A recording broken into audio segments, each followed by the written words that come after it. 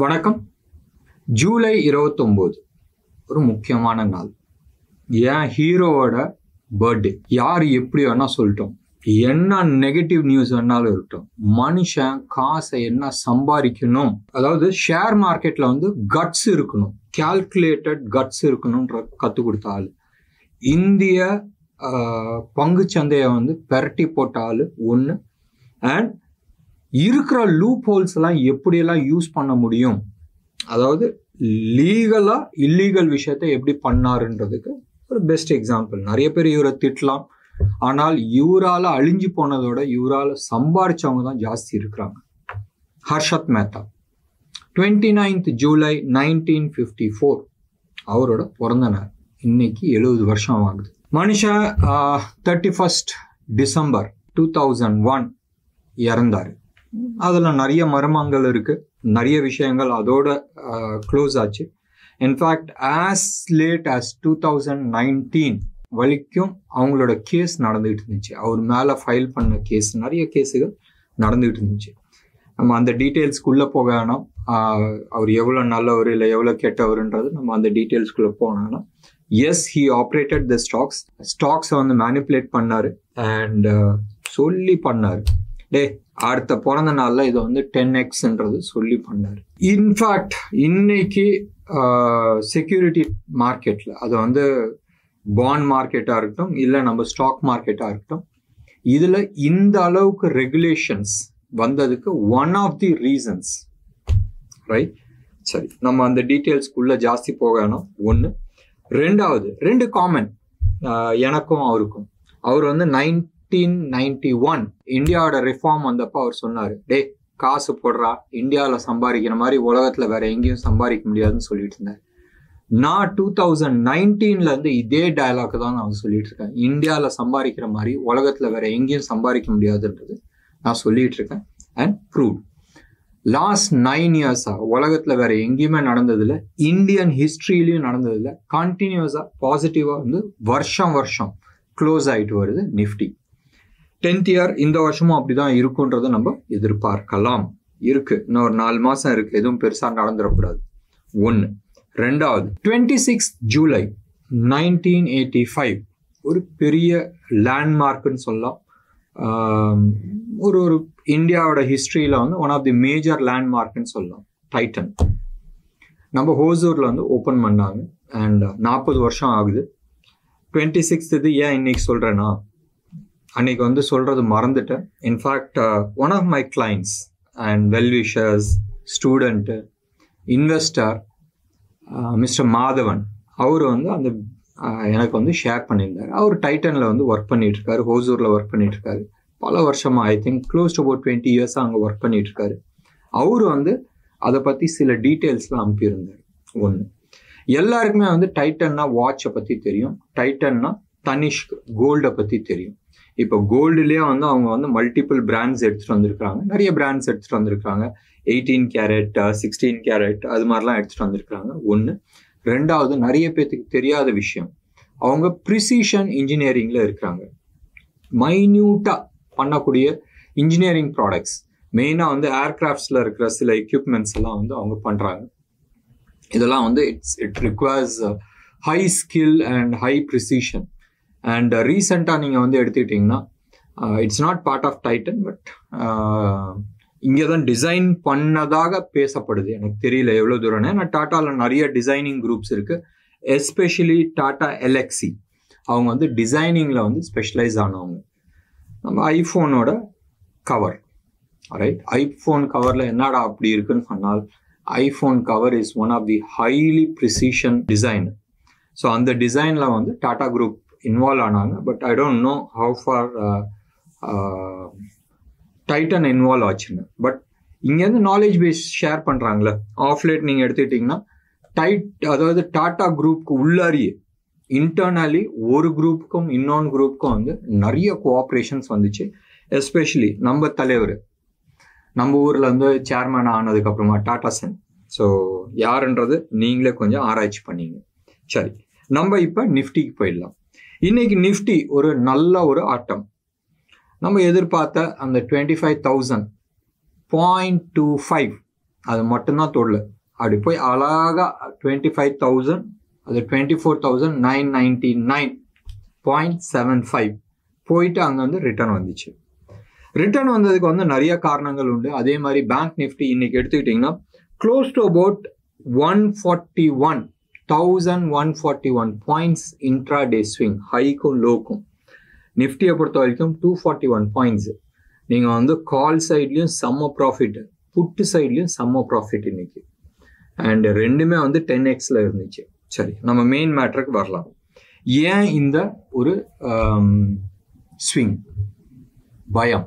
நேற்று லெபனான்ல இருந்து Hezbollah, right, அது தீவிரவாதின்னு நம்ம சொல்றதா இல்லை ஃப்ரீடம் ஃபைட்டர்ன்னு சொல்றதான்றது தெரியாது. பட் பேசிக்காக வேர்ல்டு வந்து அவங்கள தீவிரவாதின்ற ஒரு முத்திரை தான் குத்தி இருக்காங்க.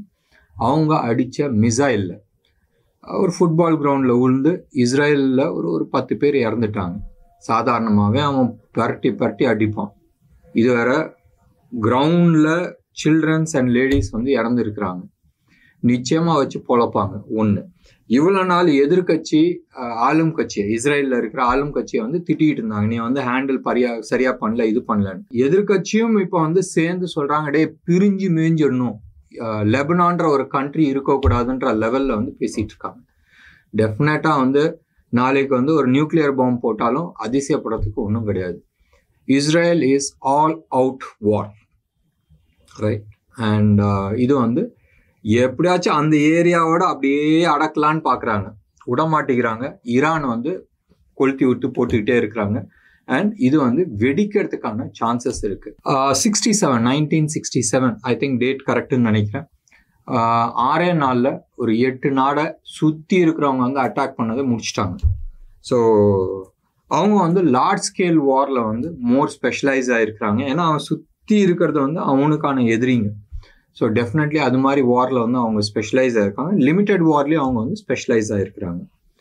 ஸோ பார்க்கலாம் லெபனான் என்ன ஆக போகுதுன்றது தெரியாது. ஏன்னு சொன்னால் இன்னைக்கு மார்னிங் சவுதி அரேபியா ஆகட்டும், ஈரான் ஆகட்டும், அதே மாதிரி யூகே ஆகட்டும், யூரோப்பில் இருக்கிற சில கண்ட்ரி, யூஎஸ், இந்தியா ஆல்சோ லெபனானில் இருக்கிற அவங்கவுங்க நாட்டு ஆளுங்களை இம்மீடியட்டாக வெளில வாங்கடான்ற மாதிரி ஒரு இன்ஸ்ட்ரக்ஷன்ஸ் கொடுத்துருக்குறாங்க.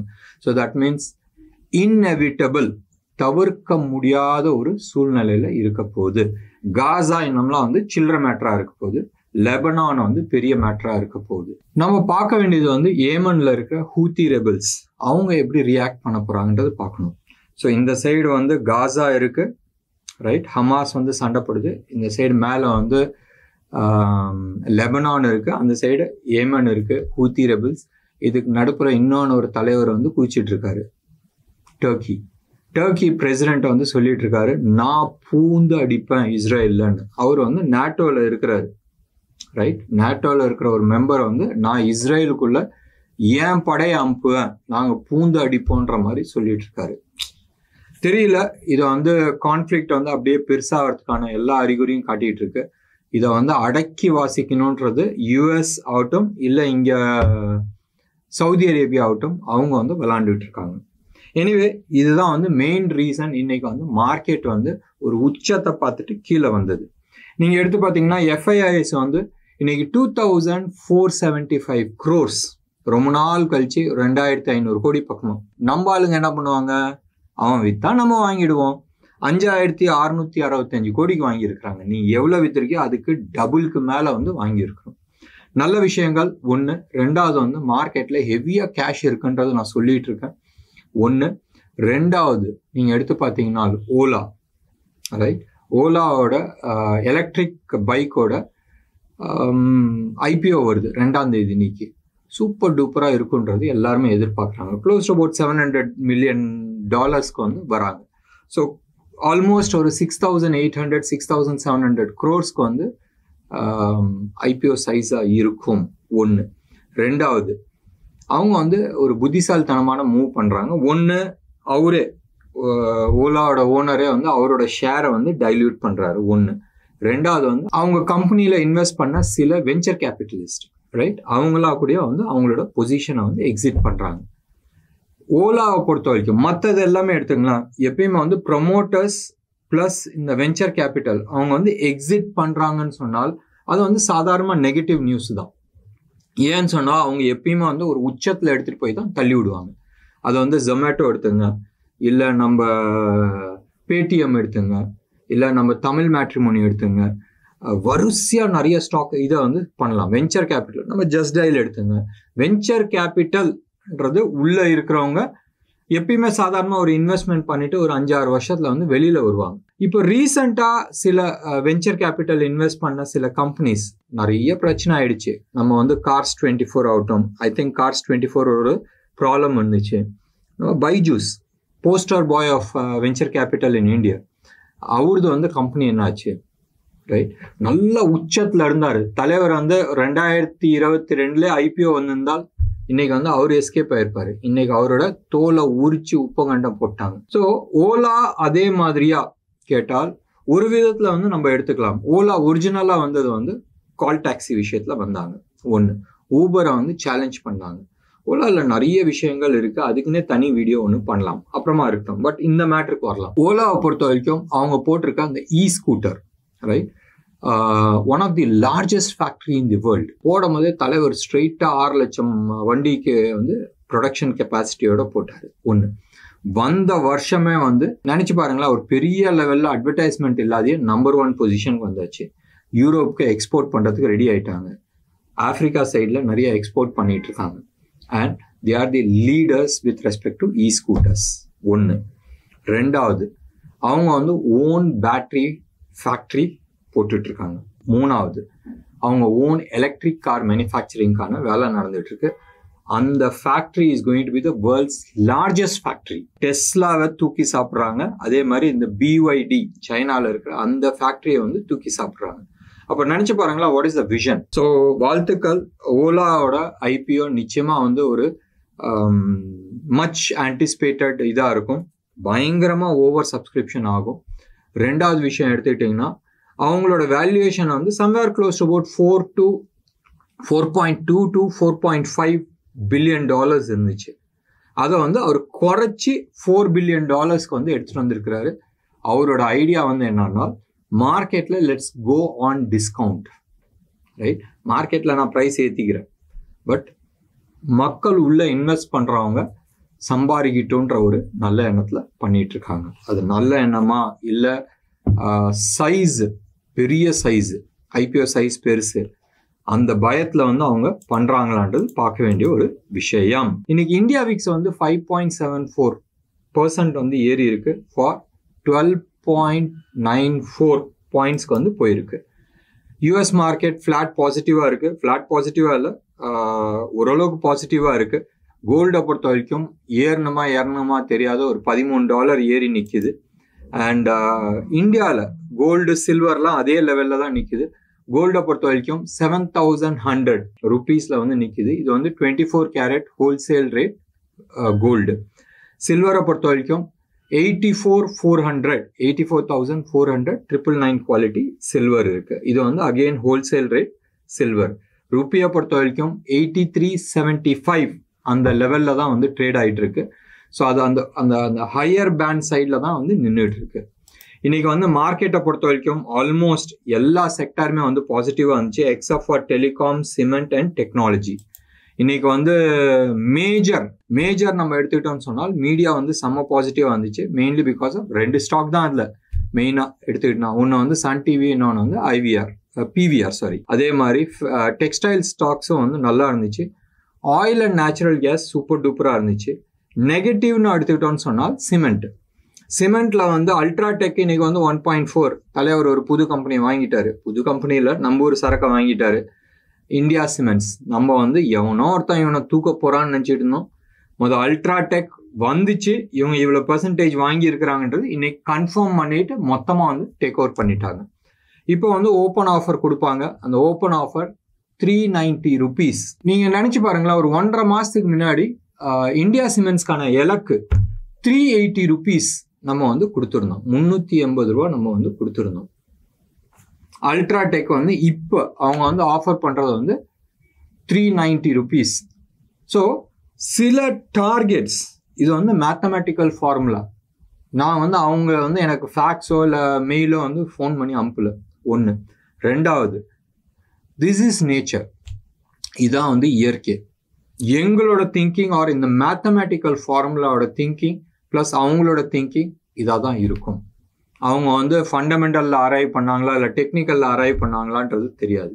பட் திஸ் இஸ் ஹவ் ஒரு நியூஸ் வரத்துக்கு முன்னாடி இது இப்படி தான் போகும்ன்றது கண்டுபிடிக்க முடியும். Best example. சரி, அடுத்தது நம்ம எடுத்துக்கிட்டோம்னா பந்தன் பேங்க் 13.3 வேவ் 5 கீழே வந்து முடிச்சு ஒரு கன்சாலிடேஷன் ஆகி ஒரு நல்ல ஒரு ரேலி இன்னைக்கு. காரணம் சூப்பர் டூப்பர் ரிசல்ட்ஸ் கொடுத்துருக்குறாங்க. போன தடவை வந்து ஒன் டைம் வேவர் மாதிரி ஒரு ஏதோ ஒரு கடன் பிரச்சனை இருந்துச்சு, அந்த இதுக்கோசரம் ஒதுக்கி வச்சாங்க அமௌண்ட். அதனால அவங்களோட நெட் ப்ராஃபிட் வந்து கம்மியாக இருந்துச்சு. இந்த தடவை 47% போன வருஷத்தோட இந்த வருஷத்துக்கு வந்து இன்க்ரீஸ் ஆயிருக்கு. ஸோ ஒரு நல்ல ஒரு ரிசல்ட் கொடுத்தனால 13.3% வந்து இன்னைக்கு ஒரே நாளில் வந்து ஏறின ஒரு ஸ்டாக். இன்னைக்கு ஸ்டாக் ஸ்பெசிஃபிக்காக இல்லை செக்டர் ஸ்பெசிஃபிக்காக பேசுறதுக்கு ஒன்றும் ஜாஸ்தி கிடையாது. நாளைக்கு பார்க்கலாம். ஏன்னு சொன்னால் இன்னைக்கான கிளாரிட்டி ரைட். இன்னைக்கு வந்து இந்த இன்டர்நேஷ்னல் ஜியோ பொலிட்டிக்கல் சினாரியோனால ஒரு சின்ன ஜர்க் வந்திருக்கு. பார்க்கலாமே நாளைக்கு என்ன ஆக போகுதுன்றதை நம்ம பார்த்துட்டோம்னா நாளைக்கு ஈவினிங் வந்து நல்ல கிளாரிட்டிஸ் நம்ம கொடுக்க முடியும். என்ன நேர்களே, இன்னைக்கு ப்ரோக்ராம் உங்களுக்கு பிடிச்சிருந்துச்சுன்னா லைக் பண்ணுங்க, ஷேர் பண்ணுங்க. டெஃபினட்டா உங்களோட கமெண்ட் பாக்ஸ்ல கொடுங்க. நன்றி, வணக்கம்.